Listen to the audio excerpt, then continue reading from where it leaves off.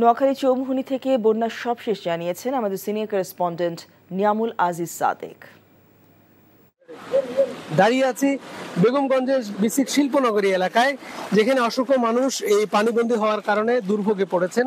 সেখানে বৃদ্ধরা রয়েছেন, নারীরা রয়েছেন এবং অন্যান্য যে মানুষগুলো আছেন তাদের প্রায় প্রত্যেকটি ঘরে কিন্তু কোমর সমান পানি উঠে গেছে, যে কারণে সেখানে খাদ্যের সংকট আছে, সেখানে অন্যান্য যে নিত্য প্রয়োজনীয় যে পণ্যগুলো আছে সেগুলোর সংকট আছে। কিছুক্ষণ আগে আমরা কথা বলেছিলাম কয়েকজনের সঙ্গে, তারা বলেছেন তারা ছাদে গিয়ে রান্না করছেন, একই সঙ্গে তাদের যে ছোট ছোট বাচ্চা বা নারীরা রয়েছেন তাদেরকে শহরমুখী নিয়ে যাওয়া হয়েছে।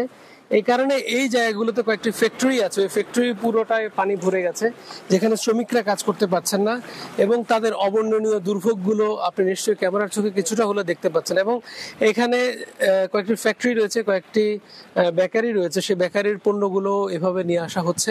আরেকটি বিষয় জানিয়ে রাখতে চাই, সেটা হচ্ছে যে এই বন্যার সুযোগে কিন্তু এক শ্রেণীর অসাধু ব্যবসায়ীরা তারা কিন্তু দাম বাড়িয়ে দিয়েছেন, যে কারণে সাধারণ মানুষ বলছে আগে যে এই পণ্যটি 10 টাকা দিয়ে কেনা যেত সেটি 20 টাকা, তার মানে প্রায় দ্বিগুণ দামে তারা প্রত্যেকটি পণ্য কেনা লাগছে। এর বাইরে আপনাকে জানাতে চাই, ওদিকে বাংলা বাজার, চৌমুহনী, চন্দ্রগঞ্জ, নোয়াখালীর যে বিস্তীর্ণ এলাকাগুলো আছে সেখানে কিন্তু পুরোপুরি পানির নিচে তলিয়ে গেছে। সেখানে কিছুটা ত্রাণ কার্যক্রম শুরু হয়েছে, কিন্তু সেটি পর্যাপ্ত নয় বলে আমাদের এলাকাবাসী জানিয়েছে।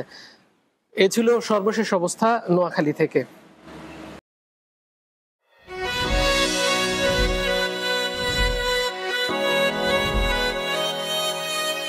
এই শুনছো, উঠো না। আমি বলবো একটু ঘুমাই। তোর বাইরে লেগে এক কাপ চা বানাই দে। ভাইয়া, চাই কি চিনি বেশি দিব নাকি কম? 2 চামচ লবণ দিয়ে দে। চোখে চেয়ে হাত ছুঁয়ে আছে সাজানো, পথ চলা কথা বলা যেন শেষ না।